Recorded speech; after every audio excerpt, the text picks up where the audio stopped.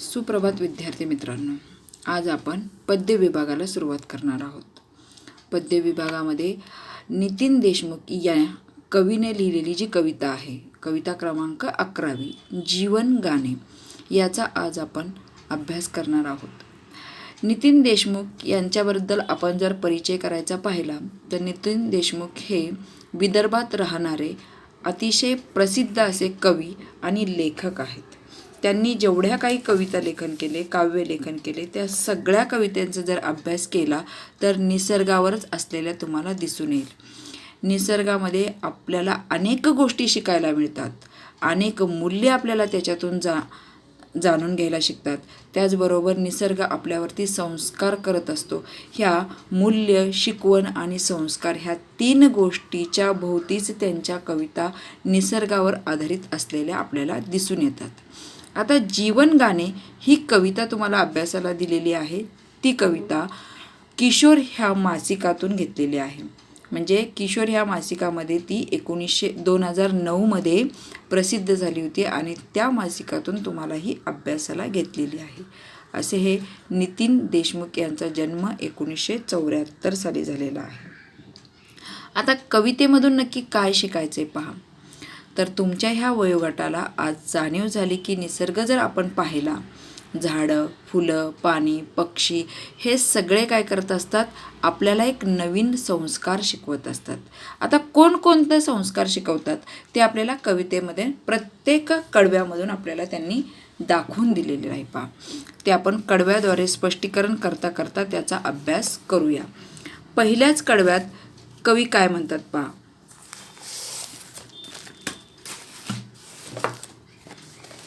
या सृष्टीचे मंजुळ गाणे जगणे मजला शिकून गेले, झिलमिलणारे चंद्र चांदणे जगणे मजला शिकून गेले. सृष्टी म्हणजे कोण, तर निसर्ग. ह्या निसर्गातले मंजुळ म्हणजे सुरेख गाणे हे त्यांना जगायचं कसं हे शिकून गेले.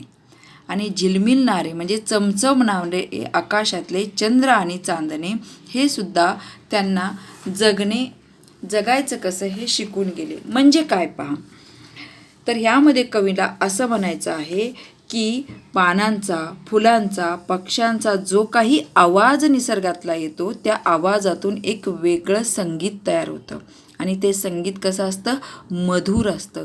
आणि त्या संगीतामधनं कसं जगायचं, मुक्त पक्ष्यांसारखं कसं राहायचं, मुक्त खळखळणाऱ्या झऱ्यासारखं. आणि ह्या संगीतातून त्यांना शिकवलेलं आहे. तसंच आकाशातले चांदणे आणि चंद्र हे चमकत असतात, चमचम करणारे असतात. कधी तर अमावस्या आली की चमकतात का, नाही. म्हणून मिळणारा क्षण जो तो आनंदाचा असतो तो जीवनातला आनंद देऊन, प्रोत्साहन देऊन जगा, असं ह्या कडव्यामध्ये त्यांना सांगायचं आहे. निसर्गामधले असणारे पक्षी, प्राणी, झाडांची पानं यांच्यातनं येणारा आवाज, त्याचं वाजणारं संगीत आपल्याला जगायला शिकवतं. तसंच आकाशातले चमचमणारे तारेसुद्धा कधी येतात, कधी जातात, पण प्रत्येक क्षणात आनंदात कसं राहायचं हे मात्र शिकवून जातात. म्हणून ह्या 2 गोष्टी मला काय करतात, नेहमी जगायचं कसं हे शिकवतात. आता दुसऱ्या कडव्यात कवी काय म्हणतात पहा. भरकटलेल्या जगात नाही संस्काराची जाण कुणाला, तुळशीवरल्या त्या पणतीचे जळणे मजला शिकून गेले. आजच्या ह्या जगामध्ये सगळेजण कसे आहेत, दिशाहीन झालेले आहेत. प्रत्येक जण आपापल्या परीने आपापल्या मनानुसार वागत आहे. म्हणून इथे काय झालंय, संस्काराची जाणीव कुणाला नाही. म्हणजे जाणीव कुणाला राहिलेली नाही. पण ह्या संस्काराची जाणीव मला कोण करून देतं, तर आपल्या अंगणात जी तुळस आहे आणि त्या तुळशीला सकाळी किंवा संध्याकाळी जो दिवा लावला जातो, पणती म्हणजे दिवा लावणे, ते दिवा मला जगायचं कसं हे शिकवून जातो. म्हणजे काय, दिवा ज्यावेळेस लावतो तो दिवा स्वतः जळतो, त्याला तापलेलं सहन स्वतः करत असतो, पण प्रकाश मात्र दुसऱ्याला देत असतो. तसं जीवन जगायचं आहे. आपल्याला किती दुःख असेल तरी आपण दुसऱ्याला आनंद द्यायचा, इथे ह्या कडव्यामध्ये सांगितलेलं आहे. कितीही संकट आली तरी आपले संस्कार मात्र त्यांनी विसरता कामा नये, हे या पंक्तीने लेखकाला शिकवलेलं आहे. तिसऱ्या ह्याच्यात कवी काय म्हणतात पहा. प्रेम काय ते कुन्हा न ठावे, नदी सागरा जीव का लावे, स्वैर होऊनी नदीचे पळणे, जगणे मजला शिकून गेले. प्रेम म्हणजे जिव्हाळा. जिव्हाळा काय असतो, एकमेकांना जीव लावणे काय असतं हे मला माहीत नव्हतं.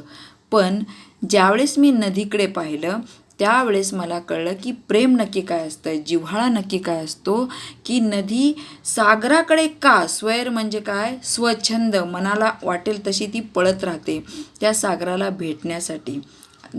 आणि ह्या सागराला भेटण्यासाठी तिच्या ह्या वाट्यामध्ये किती अडचणी येतात, डोंगर येतात, दगड येतात, काटे कुटे येतात, वळणावळणाचा रस्ता येतो, पण त्याच्या कशाचीही पर्वा न करता ती सागराला भेटायला जाते.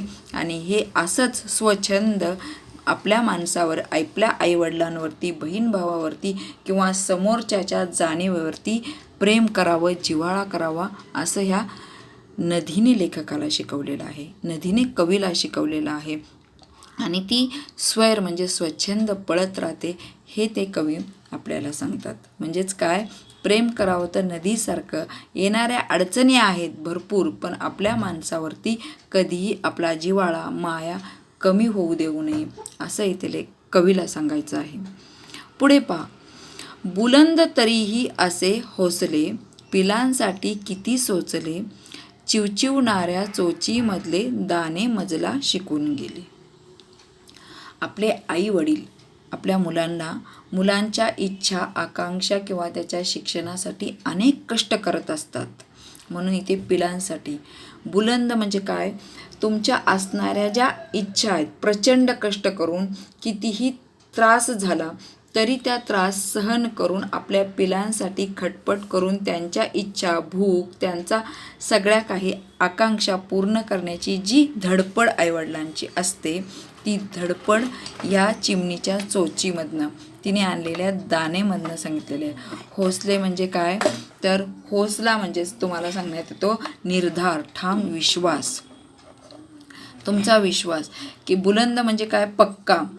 तुमचा विश्वास जर पक्का असेल आणि कितीही त्रास तुम्हाला झाला असेल तरी तुम्ही तुमच्या पिलांसाठी दाणे, कष्ट करून आणलेले दाण्याची जीवन कसे जगावे हे मात्र शिकून गेलेलं आहे. त्याचबरोबर खाली काय म्हणतात शेवटच्या कडव्यामध्ये कवी, सागराची अथांगता आन ही वृक्षाची स्थिर प्रतिज्ञता, दुसऱ्यांसाठी घाव सोसणे, जगणे मजला शिकून गेले. सागराची अथांगता म्हणजे काय, समुद्र किती विशाल आहे आणि वृक्ष किती स्थिर आहे. ह्या दोन गोष्टीकडे ज्यावेळेस मी पाहतो त्यावेळेस खऱ्या अर्थाने सुख आणि दुःख याची जाणीव मला होते. म्हणजे कितीही संकट आलं तरी शांत स्थिर राहण्याची जी आपली वृत्ती आहे, ह्या दोन गोष्टी आपल्याला शिकवतात. सागर म्हणजे अथांग पसरायचं. समोरचा माणूस आपल्याला किती वाईट बोलला तरी त्याच्या चांगल्या गुणांकडे पाहायचं आणि आपले चांगले गुण असे पसरवत जायचे, जे समुद्रासारखं आहे.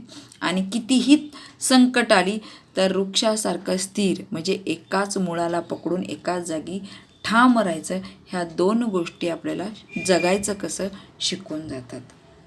म्हणून जीवनगाणे म्हटलेलं आहे की कवीला ह्या जीवनगाणेमध्ये कुणी कुणी काय शिकवलंय, तर पहिल्यांदा कवीला निसर्गाने शिकवले गाणी गाऊन, चंद्राने शिकवले आनंद घेण्याचं, आणि भरकटलेले संस्कार तुळशीच्या पंक्तीने शिकवले, आणि सागराने प्रेम कसं करायचं हे शिकवलेलं आहे, आणि आपला विश्वास बुलंद म्हणजे ठाम कसा ठेवायचा हे चिमणीने आपल्या पिलांसाठी आणलेल्या दाण्यांनी शिकवलेलं आहे.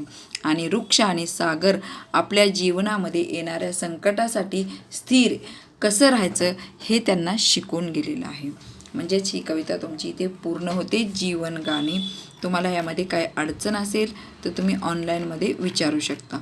खाली याचे क्वेश्चन आन्सर जर पाहिले तर तुम्हाला लगेच समजतात. कवीच्या अनुभवातले जग, काय काय अनुभव आलेत ते जग, कवीला जगणे शिकवणारे विविध घटक, नदी, चंद्र, तारे, त्याचबरोबर सागर, वृक्ष, ह्या अनेक गोष्टी आहे.